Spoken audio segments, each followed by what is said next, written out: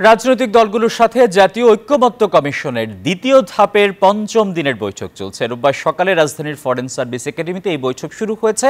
সংলাপে প্রধানমন্ত্রীর মেয়াদ, রাষ্ট্রের 4 মূলনীতি, সংসদীয় আসনের সীমা নির্ধারণ নিয়ে আলোচনা চলছে। এই আলোচনায় অংশ নিয়েছে বিএনপি, জামায়াত, এনসিপি সহ 30টি রাজনৈতিক দল। জাতীয় ঐক্যমত্য প্রতিষ্ঠার লক্ষ্যে গঠিত এই কমিশন রাজনৈতিক দলগুলোর অংশগ্রহণে প্রথম দফার সংলাপ শুরু করে।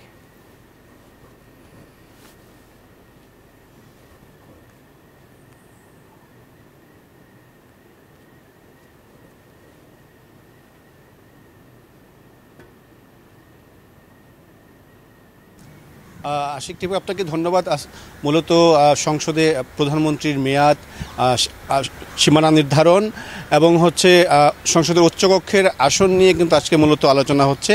এবং প্রথমেই প্রধানমন্ত্রীর মেয়াদ নিয়ে আলোচনা হয়েছে এবং সেখানে ইসলামী ঐক্যজোট, খেলাফত মজলিসের নেতারা তারা কিন্তু বলেছেন যে আসলে প্রধানমন্ত্রীর মেয়াদ 2 বছর বেশি হওয়া ঠিক নয়। তবে এর আগে যে বৈঠক হয়েছিল সেখানে কিন্তু বিএনপির স্থায়ী কমিটির সদস্য সালাউদ্দিন আহমেদ তিনি স্পষ্ট জানিয়েছিলেন যে বিএনপির তরফ থেকে প্রধানমন্ত্রীর মেয়াদের যে বিষয়টি সেটি হচ্ছে পরপর প্রধানমন্ত্রী 2 বার হতে পারবেন, তারপর বিরতি দিয়ে আবার চাইলে কেউ প্রধানমন্ত্রী হতে পারবেন। তবে আজকের যে বৈঠকে এখন পর্যন্ত বিএনপির পক্ষ থেকে বক্তব্য রাখা হয়নি। বিএনপির স্থায়ী কমিটির সদস্য সালাউদ্দিন আহমেদ তিনি উপস্থিত রয়েছেন, জামায়াতের 3 জন নেতা উপস্থিত রয়েছেন এবং এনসিপির নেতারা উপস্থিত রয়েছেন। এবং আজকের এই বৈঠকের শুরুতে জাতীয় ঐক্যমত্য কমিশনের সহসভাপতি অধ্যাপক আলী রিয়াজ তিনি সূচনা বক্তব্য রেখেছেন এবং তিনি সেখানে বলেছেন বেশ কয়েকটি বিষয়ে, গুরুত্বপূর্ণ বিষয়ে রাজনৈতিক দলগুলোর মধ্যে ঐক্যমত্য পৌঁছানো সম্ভব হয়নি। তিনি রাজনৈতিক দলগুলোর প্রতি আহ্বান জানিয়েছেন যে জুলাইয়ের যে চেতনা, সেই চেতনাকে ধারণ করে সবাই যদি ছাড় দেওয়ার মানসিকতা ধারণ করে তাহলে আসলে রাজনৈতিক যে ঐক্যমত্য সেটি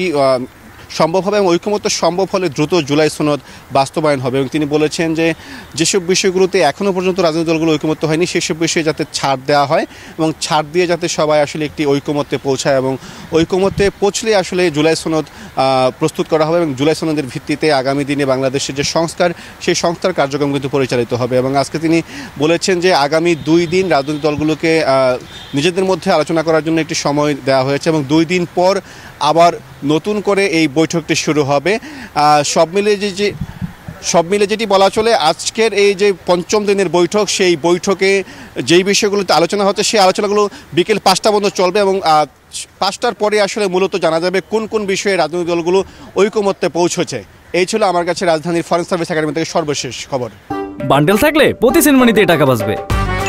বিকাশ সেনমানি বান্ডেল কিনে জিতুন প্রতি লেনদেনে।